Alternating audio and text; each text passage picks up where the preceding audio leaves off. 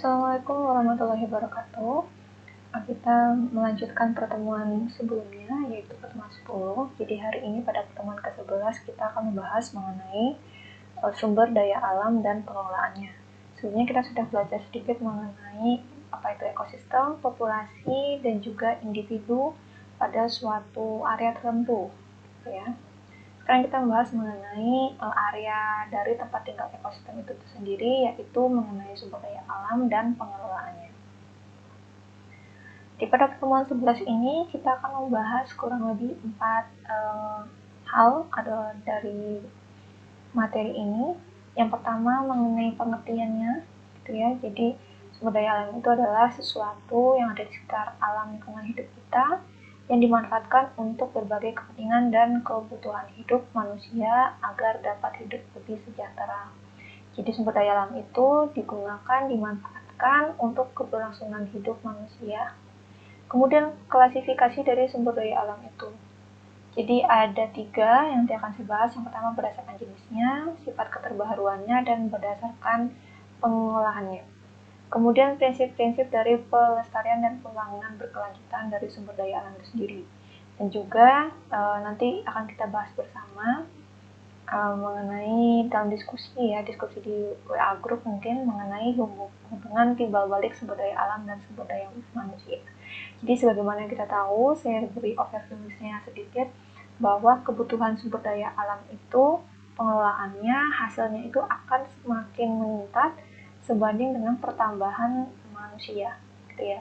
Jadi keberlangsungan yang dijelaskan pada pengertian sumber daya alam tadi yang di awal itu dipengaruhi dari ketersediaan sumber daya alam itu sendiri. Jadi manusia itu dikatakan misalnya sejahtera, ya. Sejahtera itu kan ketika sumber daya alam itu mampu memenuhi semua kebutuhannya.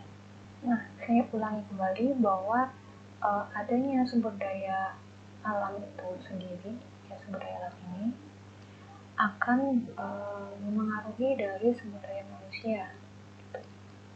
Maksudnya apa?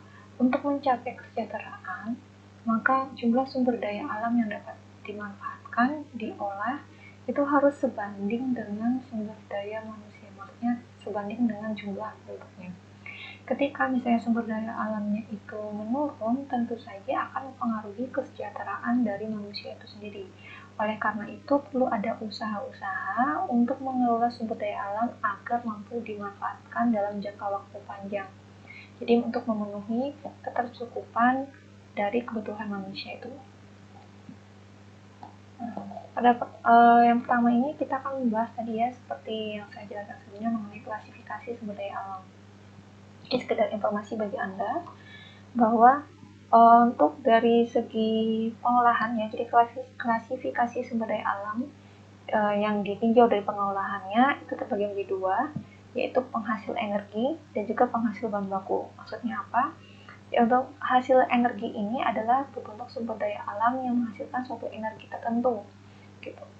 Contohnya ombak, gitu ya, itu menggunakan kekuatan air, panas, menggunakan panas bumi, dan juga arus air sungai yang nanti dapat dimanfaatkan untuk menghasilkan energi listrik, ya, dari suatu generator yang diletakkan misalnya di daerah bendungan, gitu. Jadi air itu dialirkan ke kincir angin, dan itu penggerak kincir angin itu akan menggerakkan generator, dan seperti itu yang kemarin kita sudah bahas pada materi dan energi, gitu ya.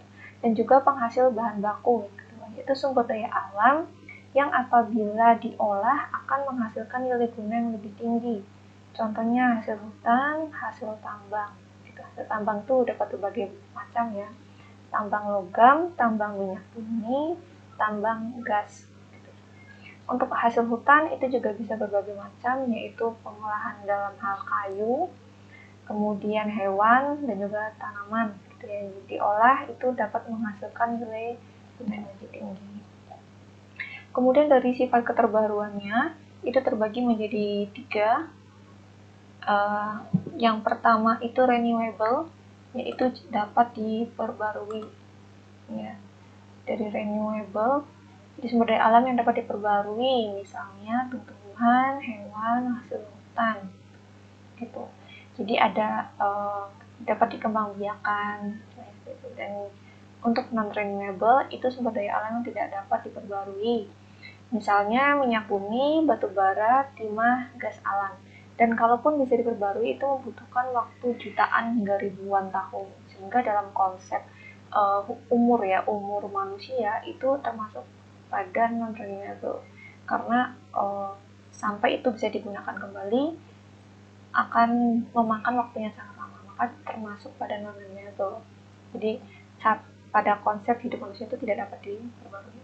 Kemudian ada yang unlimited. Jadi sumber daya alam yang tidak terbatas jumlahnya, misalnya air, udara, dan juga mungkin ada tanah ya. Sebelumnya kita sudah membahas bahwa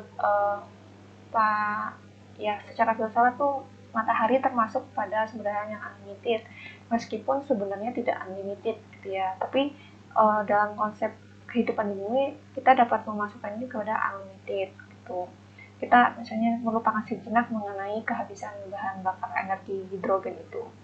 Jadi ini boleh dimasukkan pada sinar matahari. Kemudian untuk jenisnya itu terbagi menjadi dua, yaitu hayati atau biotik dan non-hayati atau abiotik. Hayati atau biotik itu adalah jenis sumber daya alam dari makhluk hidup. Gitu. Ciri-ciri makhluk hidup sudah kita bahas sebelumnya. Dan juga non-hayati itu adalah atau abiotik itu jenis yang dari bukan makhluk hidup. Di non-hayati ini bisa berarti seperti logam, itu ya hasil tambang yang ada di sini. Logam, kemudian minyak bumi dari gas. Kalau biotik atau hayat ini bisa dari misalnya tumbuh-tumbuhan, kemudian hewan. Kemudian untuk prinsip pembangunan berkelanjutan, bagaimana upaya mengelola dari sumber daya alam itu agar dapat dimanfaatkan dalam jangka panjang yang disebut pemanfaatan sumber daya alam itu harus dilakukan dalam satu proses yang mana harus ada kelestarian fungsi dari lingkungan hidup. Yang kedua adalah peningkatan nilai dukung ekosistem. Dan yang ketiga adalah pemanfaatan berkelanjutan. Melalui cara pembangunan berkelanjutan, yaitu peningkatan kesejahteraan masyarakat dan kelestarian tata nilai kelangsungan kehidupan. Jadi kalau outputnya ini berhasil kita lakukan, maka hasilnya akan terjadi pembangunan yang berkelanjutan. Itu adalah outcome-nya. Kemudian hal-hal yang dapat dilakukan adalah dengan cara pengelolaan lingkungan hidup. Jadi ada prinsip-prinsip pengelolaan lingkungan hidup. Itu yang pertama adalah pengendalian kerusakan dari lingkungan hidup sendiri, atau yang sering kita kenal dengan green issue. Yang pertama adalah melalui konservasi dari sumber daya alam itu. Jadi konservasi ini termasuk dalam lingkup misalnya keanekaragaman hayati, air, kemudian sumber energi dan sumber daya alam lainnya. Kemudian pengendalian dengan menyesuaikan peruntukan pemanfaatan atau fungsi lahan. Jadi memanfaatkan kontur tanah itu sesuai dengan bentuknya. Jadi adanya tata ruang atau tata guna di lahan itu sendiri tanpa mengubahnya, gitu. Yang ketiga adalah pengembangan nilai dukung ekosistem, yaitu dengan peningkatan produktivitas lahan atau kawasan dalam bentuk nilai tambah, bentuk, dan pola pemanfaatan berkelanjutan. Yang kedua adalah pengendalian pencemaran lingkungan hidup, yaitu pengelolaan limbah atau sampah. Jadi kalau ini disebut brown issue. Caranya dengan apa pengelolaannya? Yaitu meminimalisir limbah atau sampah. Dan yang kedua adalah pengolahan limbah atau sampah. Kalau meminimalisir itu dengan cara teknologi bersih, maksudnya hemat bahan baku atau 3R. 3R itu apa? Ya nanti kita bahas bersama. Mungkin Anda juga sering dengar ya, reduce, reuse, recycle gitu ya. Pengolahan limbah atau sampah itu pengolahan jadi menjadi bentuk kompos, biogas, atau insinerator, landfill, dan lain-lain. Lalu mengenai konservasi, konservasi itu apa? Jadi konservasi ini muncul dari prinsip pengelolaan sumber daya alam. Mengenai konsep atau prinsip pengelolaan sumber daya alam hayati, misalnya keanekaragaman hayati, yang diawali dengan pemahaman terhadap unsur atau elemen dan keterkaitan nilai keberadaan unsur-unsur sumber daya tersebut. Jadi pengelolaan sumber daya alam ini berdasarkan konsep-konsep yang sudah dibahas pada sebelumnya, itu mengenai unsur-unsur atau elemen dari keberadaan suatu hayati, ya, dari suatu hewan atau tumbuhan. Jadi konservasi ini merupakan pengelolaan sumber daya alam yang tak terbarukan, itu yang sulit untuk diperbarui kembali, gitu, yang atau apabila dibiarkan dia akan punah, gitu. Jadi konservasi khususnya itu, yang mana untuk menjamin pemanfaatannya secara bijaksana. Dan kalau untuk yang terbarukan itu untuk menjamin kesinambungan ketersediaan dengan tetap pelihara dan meningkatkan kualitas serta keanekaragamannya. Lalu untuk elemen keanekaragaman hayati, gitu ya, itu ada ekosistem, spesies, dan genetik. Itu ada 3 jenis dari hayati yang per konsep ini sudah kita bahas sebelumnya. Genetik ini bisa berarti mungkin juga perbedaan, ya, perbedaan dari satu jenis makhluk itu. Jadi seperti apa? Jadi menggunakan perlindungan kelestarian kelangsungan kehidupan, berlangsungnya proses-proses ekologis dan kelestarian sistem penyangga kehidupan, berupa pengawetan sumber daya alam. Ada 4 yang bisa dilakukan. Yang pertama adalah menjaga kelestarian keanekaragaman hayati. Itu yang tadi disebutkan sebelumnya, ya, ekosistem, spesies, dan genetik. Yang kedua adalah efisiensi atau penghematan pemanfaatan sumber daya alam tak terbarukan. Yang ketiga adalah kelestarian tata nilai kondisi bentang alam penopang keberhasilan pemanfaatan sumber daya alam secara berkelanjutan. Jadi pemanfaatan lahan itu tanpa mengubah kontur atau strukturnya agar menjamin kestabilan. Maksudnya apa? Jika kalian lihat seperti ini, ya, jadi kontur tanah dari pegunungan ini memang terlihat landai. Jadi pemanfaatannya juga mengikuti dari kontur-kontur dari kelandaian pegunungan ini atau bukit ini, ya. Untuk apa tujuannya? Agar fungsi dari penyangga ini tidak menggeser tanah. Maksudnya apa? Kalau misalnya ini di landai terasering ini misalnya dibuat dihancurkan gitu dan menjadi tanah yang datar, maka tidak ada area atau lahan menyangga dari area yang lebih tinggi sehingga menimbulkan adanya longsor. Oleh karena itu pegunungan ini, tanah daerah pegunungan atau perbukitan layaknya dimanfaatkan dengan bentuk seperti ini, gitu. Jadi tanpa mengubah struktur konturnya. Kemudian pemanfaatan sumber daya alam secara lestari, yaitu kelestarian penopang keberhasilan pemanfaatan berkelanjutannya.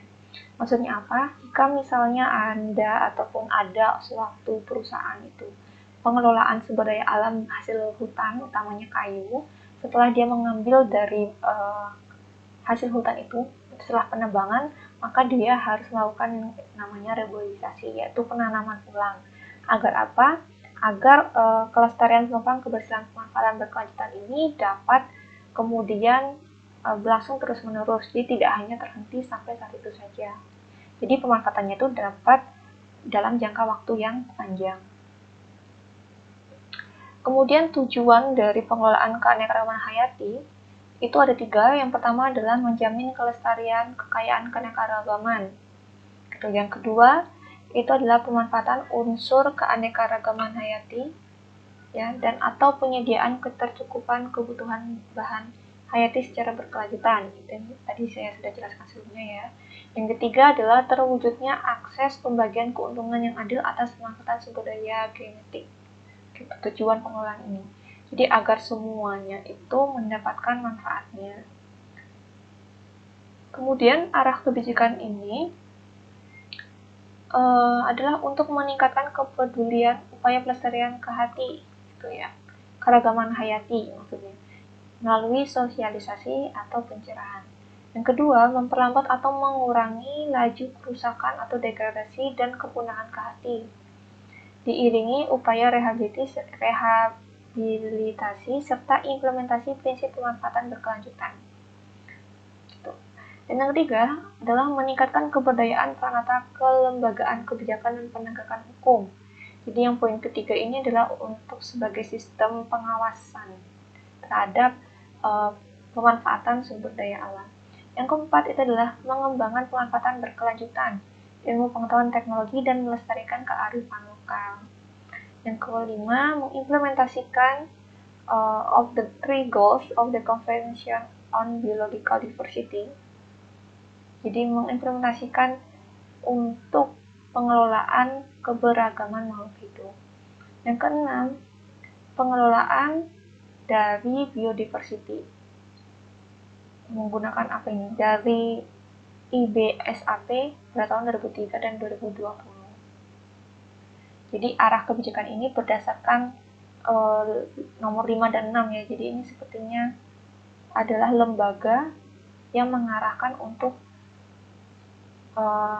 bagaimana seharusnya kebijakan konservasi keragaman hayati itu dilakukan.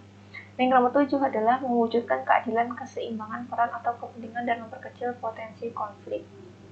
Jadi kebijakan ini diarahkan untuk menghindari adanya konflik antara orang perorangan, kelompok per kelompok atas suatu pengelolaan atau pemanfaatan sumber daya alam. Tujuannya ini untuk tadi ya, yang terwujudnya akses pembagian keuntungan yang adil atas pemanfaatan sumber daya alam gitu. Jadi contoh-contoh pengelolaan yang dapat dilakukan dari sumber daya alam itu biasanya ada 3 ya. Yang pertama itu adalah pengelolaan udara. Jadi pendekatan inputnya adalah menekan pertumbuhan populasi manusia. Mungkin maksudnya ini adalah arah kemana pemanfaatan atau pembuangan limbah dalam bentuk anti hasilnya polusi udara gitu. Dan yang kedua, menggantikan energi minyak dengan energi lain. Jadi sebagaimana energi minyak dalam arti pemanfaatan kepada kendaraan bermotor misalnya itu, terutama kendaraan bermotor yang menghasilkan gas atau yang membuat polusi itu dari hasil knalpot itu dapat digantikan dengan energi lain mungkin yang lebih ramah lingkungan seperti penggunaan kendaraan berbahan panel surya. Dan yang ketiga adalah menggunakan batu bara yang telah dibuat gas atau dicairkan. Keempat adalah memperkecil penggunaan mobil pribadi. Jadi menggunakan transportasi publik. Sekali lagi ini semua untuk menekan adanya polusi udara. Ya, dari banyaknya jumlah kendaraan yang dipakai dalam suatu wilayah. Yang kelima, mengarahkan pemilihan kendaraan bermesin pada jenis yang irit bahan bakar. Itu. Yang outputnya, ini membebaskan asap buangan dari cerobong asap pabrik dan mobil dari partikel pencemar udara. Jadi misalnya menggunakan penyaring pada knalpot atau penyaring pada cerobong asap pabrik. Yang kedua, cerobong asap dibuat lebih tinggi sehingga buangan asap itu langsung masuk ke lapisan inversi udara. Yang ketiga, lakukan pengendalian pembuangan pencemar udara dengan metode intermittent. Yang keempat, melakukan pemasangan alat tambahan pada mesin mobil sehingga pembakaran mobil menjadi sempurna. Gitu. Di pembakaran mobil yang tidak sempurna itu maksudnya bahan bakarnya terambil habis, pembuangannya besar, tetapi energi yang dihasilkan itu kecil. Jadi digunakan suatu alat tertentu seperti di motor Anda, mungkin misalnya sekarang ada model injeksi gitu ya, menggunakan bahan bakar yang efektif agar menghasilkan energi yang besar serta hasil pembuangan yang kecil gitu. Kemudian untuk pengelolaan tanah khususnya di daerah pertambangan, jadi ini adalah suatu contoh bentuk gambaran tambang gitu ya, lahan tambang yang sudah dikeruk sampai entah berpuluh-puluh kilometer mungkin, dengan cara reklamasi, dan 2 restorasi, dan ketiga meminimalisir dampak penambangan pada aliran dan persediaan lokal air permukaan dan air tanah. Upayanya itu apa? Agar ini yang menghindari pada aliran dan persediaan air lokal air itu, agar kebutuhan air ini dapat tercukupi. Misalnya tidak ada pencemaran air karena adanya pertambangan di dekat ketersediaan air itu. Selanjutnya adalah pengelolaan air. Untuk pendekatan inputnya, pengelolaan air ini bertujuan untuk memperbesar persediaan air untuk kawasan tertentu dalam kaitan dengan tata guna air. Contohnya adalah seperti ini ya, membangun bendungan atau penggunaan air sungai dan lain-lain. outputnya itu dengan cara mengurangi laju penguapan dan membersihkan air dari bahan-bahan pencemar pada persediaan air yang telah ada. Pendekatan melaluinya apa? Melalui pemeliharaan atau konservasi air dengan cara mengurangi rata-rata jumlah penggunaan air per kapita. Jadi pendekatan input output ini dapat dilakukan juga dengan cara pemeliharaan atau hemat air. Oke, jadi demikian adalah bentuk-bentuk pengelolaan air, kemudian tanah, dan juga pengelolaan udara.